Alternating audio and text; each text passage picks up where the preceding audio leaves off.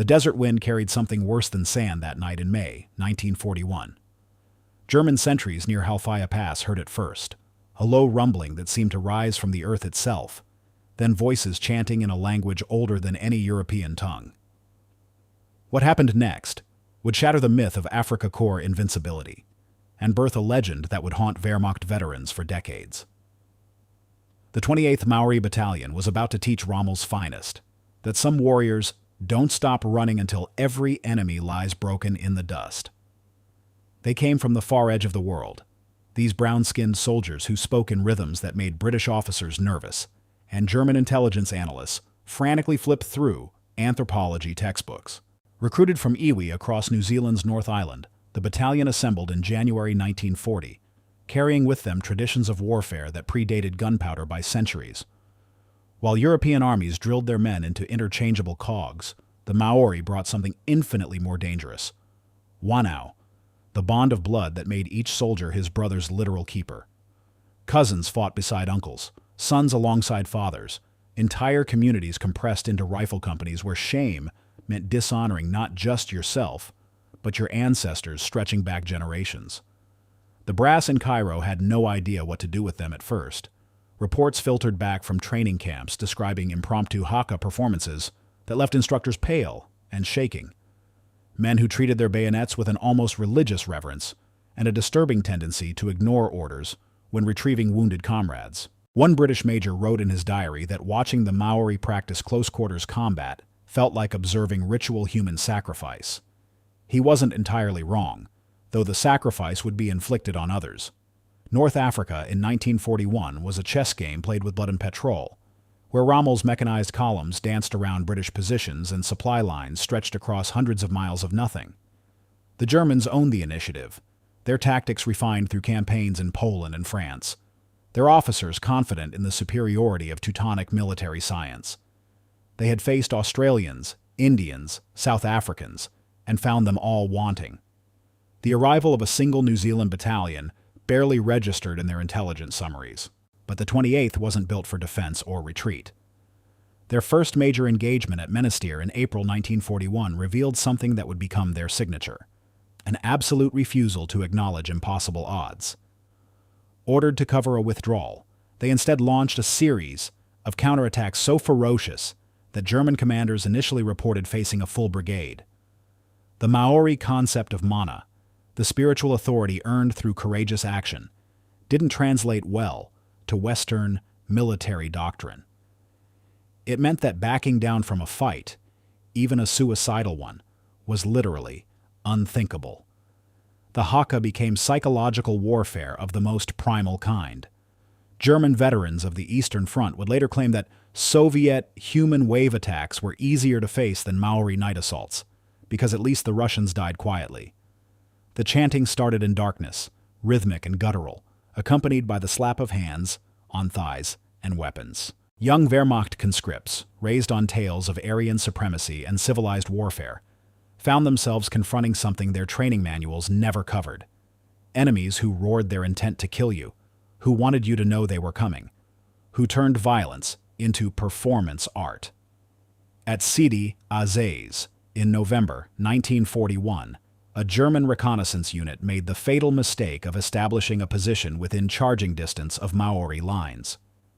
The attack came at dawn, not with artillery preparation or smoke cover, but with 200 men rising from the sand as one, voices united in the Kamate Haka that had terrified British colonists a century prior. The Germans opened fire at 300 yards and kept firing as the distance closed to 200, then 100. Then the screaming bronze wave crashed into their position, and it was all bayonets and rifle butts and men grappling in the dust. 15 minutes later, the position was silent except for Maori voices calling for medics. German survivors would be found 2 miles away, still running. The bayonet became their calling card, their signature, their statement of intent. While other units saw it as a last resort weapon, the 28th trained with it obsessively.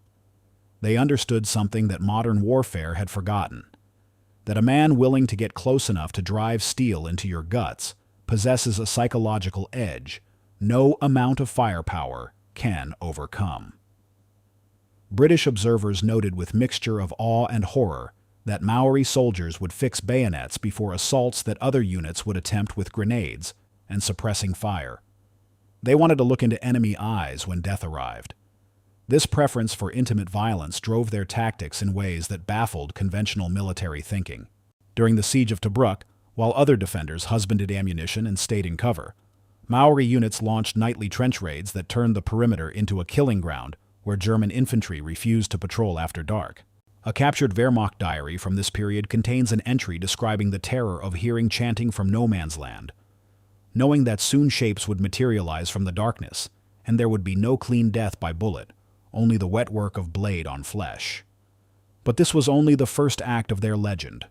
The real test, the crucible that would forge their reputation into something approaching myth, waited in the hills of Italy where German defensive lines turned every ridge into a fortress, and every valley into a graveyard. The 28th arrived in Italy in late 1943, seasoned by 2 years of desert warfare and carrying casualty rates that would have broken lesser units. They had lost men at Sidi Rezeg, bled at Minkar Kaim, suffered at Alamein. Every loss was personal, every death diminished the whānau. Yet they came to Italy harder and meaner, their reputation preceding them like a thundercloud. German intelligence briefings now included specific warnings about the New Zealand Maori Battalion, noting their aggression in close combat, and recommending that positions be heavily fortified if Maori units were identified in the opposing order of battle. The Italian campaign was everything North Africa wasn't: vertical warfare in terrain that negated armor and reduced battles to grinding infantry slugfests, where men died for hilltops that didn't even have names. The Germans turned the peninsula into a fortress in depth, using the mountains themselves as weapons. Monte Cassino dominated the landscape, an ancient monastery perched on heights that seemed purpose-built for defensive slaughter. The Allies threw division after division at it, watched them shatter against prepared positions, and fed more men into the grinder. The Maori entered this meat grinder at Orsonia in December 1943, tasked with taking a town that German paratroopers had transformed into a stone fortress. Intelligence estimated 2 weeks of careful preparation would be needed. The 28th went in after 3 days, attacking through winter rain that turned the ground to soup and made every meter of advance a wrestling match with mud and gravity. What followed was house-to-house fighting of the most savage kind, where the Germans learned that stone walls meant nothing against men who would climb through windows with bayonets between their teeth. A German officer captured at Orsonia told interrogators something that would be repeated in various forms throughout the Italian campaign.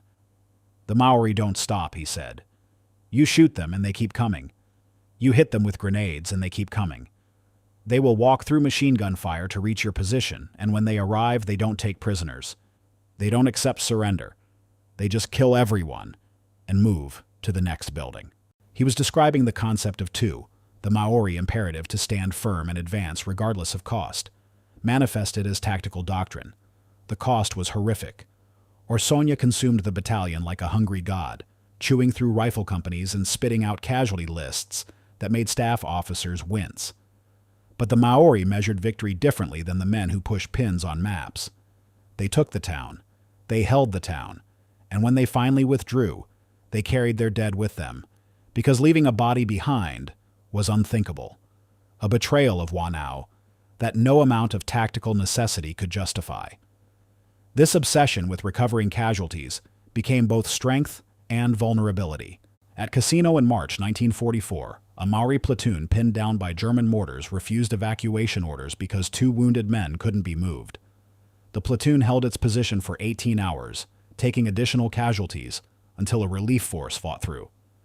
The officer, who finally extracted them, found survivors who had run out of ammunition hours before, but remained in position, unwilling to abandon their brothers to German capture. The stretcher bearers who came with the relief force were Maori volunteers, who had deserted their posts elsewhere on the line, specifically to retrieve their whānau. The Germans came to recognize this pattern and attempted to exploit it, using wounded allies as bait for ambushes. It worked exactly once, After a section was nearly wiped out trying to rescue what turned out to be a booby-trapped casualty, the Maori response was characteristically direct. They launched a revenge raid that night, penetrated German lines, and killed every man in the unit responsible. The message was clear and needed no translation. Use our honor against us, and we will drown you in blood. Monte Cassino itself, that gothic horror of a battle that consumed 4 months and tens of thousands of lives, saw the 28th deployed in sector after sector, where the fighting was heaviest and the casualties highest. They assaulted Hangman's Hill in March, a knob of rock so small it barely rated map notation, but so strategically vital that both sides fed men into it for weeks. The Maori took it on March 15th, after an approach march through artillery fire that killed a quarter of the assault force before they even reached the German wire. What happened on Hangman's Hill entered battalion legend as the moment when two manifested as something approaching supernatural will. The survivors described advancing through mortar fire so intense the ground itself seemed to explode upward, of reaching German positions to find paratroopers who fought with the skill and determination of true professionals, and of the moment when professionalism met primal fury and broke. The Germans retreated, something they almost never did at Cassino, falling back to secondary positions and radioing for reinforcement, because the brown-skinned devils were through the line and nothing would stop them short of divisional-level counterattack.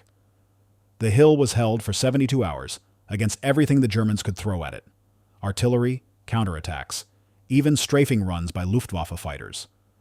The Maori dug into the rock with entrenching tools and bayonets, created positions from rubble and corpses, and refused every suggestion of withdrawal. When relief finally arrived, the survivors had to be ordered off the position because they had convinced themselves that leaving meant dishonoring the men who died taking it. But the legends that would echo loudest, the stories that would make German veterans pale decades later over schnapps in Munich beer halls, came from the smaller actions, the night raids and trench fights where the Maori talent for intimate violence had room to flourish. There was the raid on a German command post in April, where the assault team killed 11 officers with knives and bayonets without firing a shot, leaving behind only the words Kiakaha scrawled in blood on a map table. There was the engagement at Faenza, where a Maori section, surrounded and out of ammunition, fought their way out with entrenching tools and rifle stocks, killing 7 Germans in hand-to-hand combat before reaching friendly lines. These weren't aberrations or propaganda exaggerations. After-action reports from German units facing the 28th contained consistent themes: refusal to retreat, preference for close combat, extremely high aggression, and complete disregard for casualties when retrieving wounded. A Fallschirmjäger regiment commander wrote in May 1944 that the Maori battalion was worth at least a brigade in conventional terms, because their presence in line meant that any German position within charging distance was functionally indefensible. He requested reassignment rather than face them again. The physical courage was remarkable but not unique. Every army had its heroes and its hard men. What set the Maori apart was the integration of cultural identity with military function. They weren't pretending to be warriors, weren't play-acting at ferocity. The Haka wasn't psychological operations in the modern sense. It was the literal summoning of ancestral mana before battle. The refusal to abandon casualties wasn't unit cohesion as Western militaries understood it. It was the fundamental impossibility of leaving whānau behind. They had taken the structures of tribal warfare and mapped them onto 20th-century combat with results that were as effective as they were terrifying. British commanders learned to use them as breakthrough specialists. The unit, you called when a position had to be taken regardless of cost. American liaison officers wrote reports describing the Maori as shock troops of the highest caliber, noting that their mere presence in a sector often triggered German withdrawals, before contact was even made.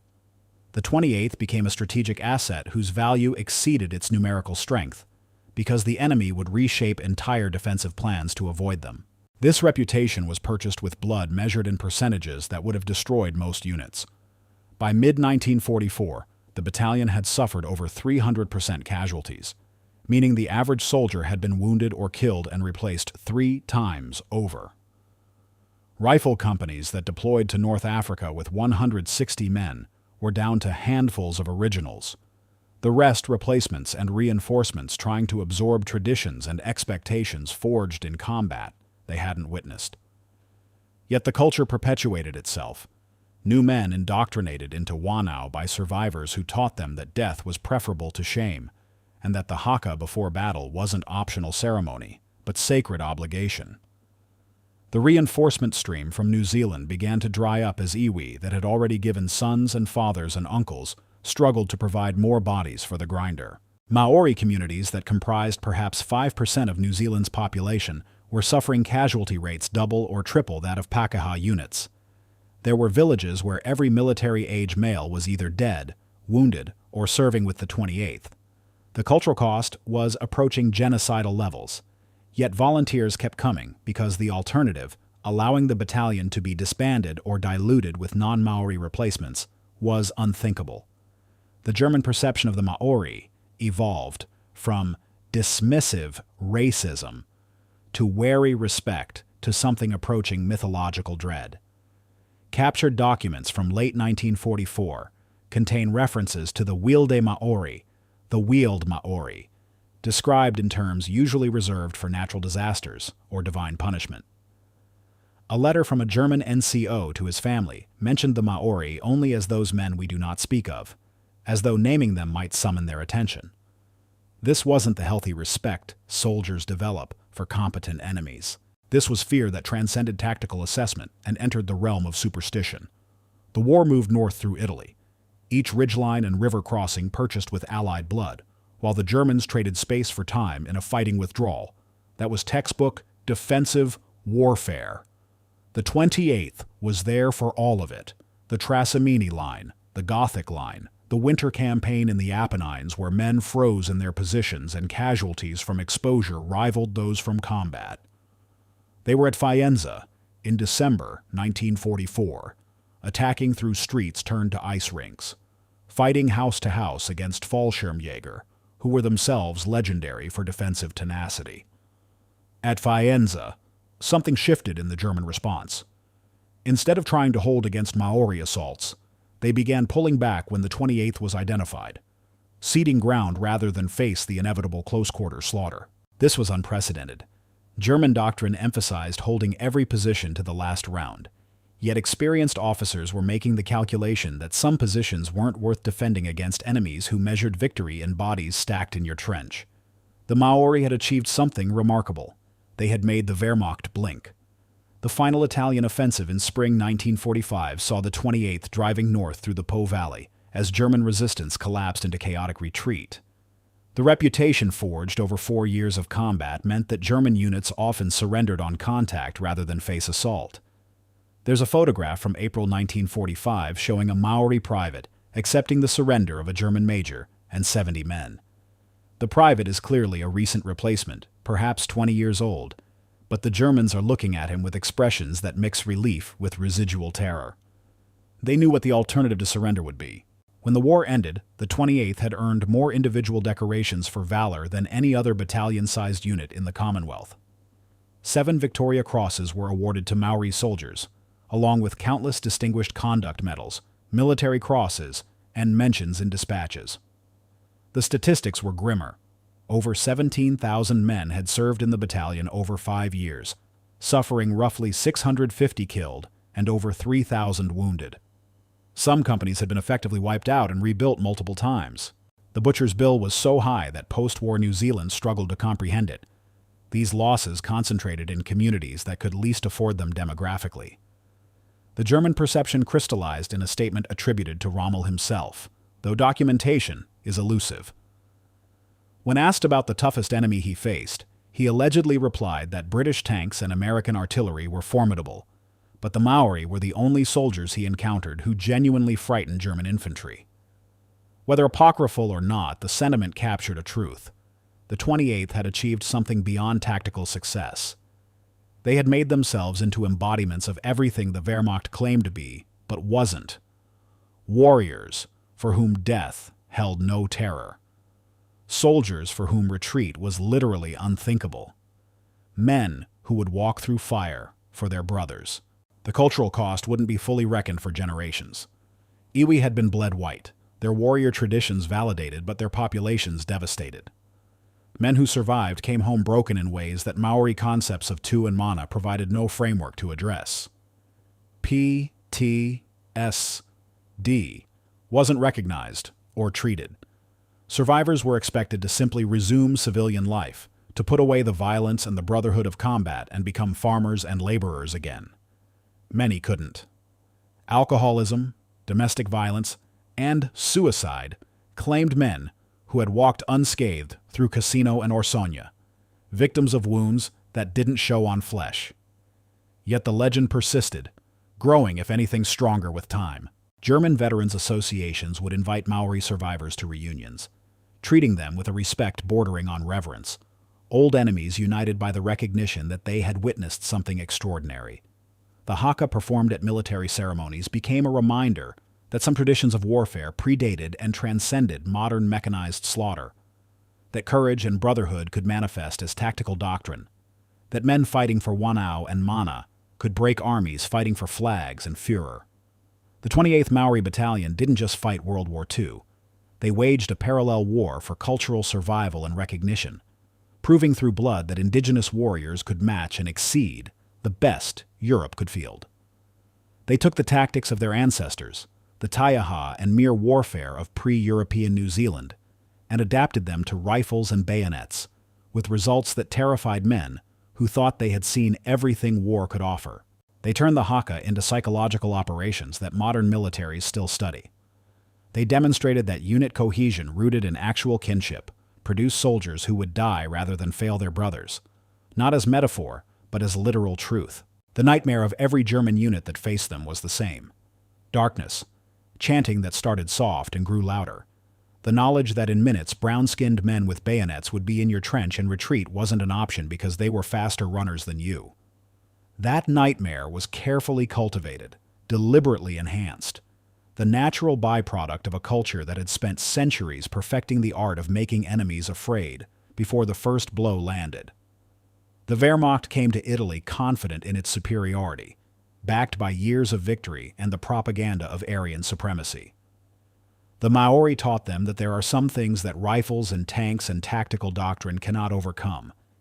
Enemies who want to kill you more than they want to survive, who will trade their lives for yours without hesitation, who measure victory not in ground taken, but in whether their brothers go home. This was the gift and the curse of the 28th, the dual legacy that Maori communities still wrestle with 70 years later.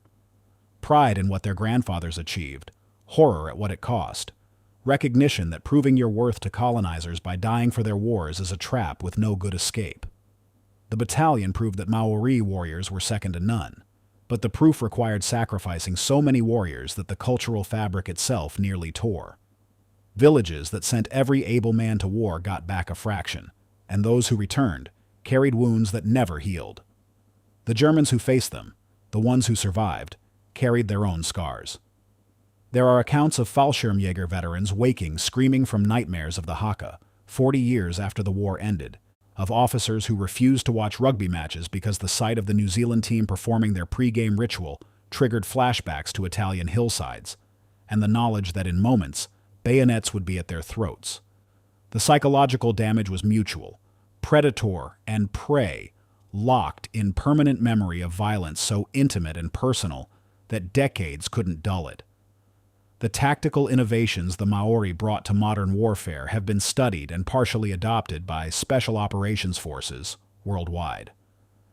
The emphasis on unit cohesion through kinship networks, the use of traditional war cries as psychological weapons, the preference for close combat in an era of standoff weapons, all of these have been analyzed and occasionally imitated, but the core cannot be replicated because the core was cultural, the product of specific historical and social conditions that produced men for whom war wasn't policy or profession, but the literal continuation of ancestral obligation. You cannot train that. You cannot fake it. You are born into it, or you are not. The 28th Maori Battalion exists now primarily as memory and symbol, invoked at Anzac Day ceremonies and rugby matches, reduced to comfortable nationalist narrative about martial prowess and cross-cultural cooperation. The messy reality, the genocidal casualty rates, and the PTSD, and the communities destroyed by war, gets papered over in favor of clean, heroic narrative.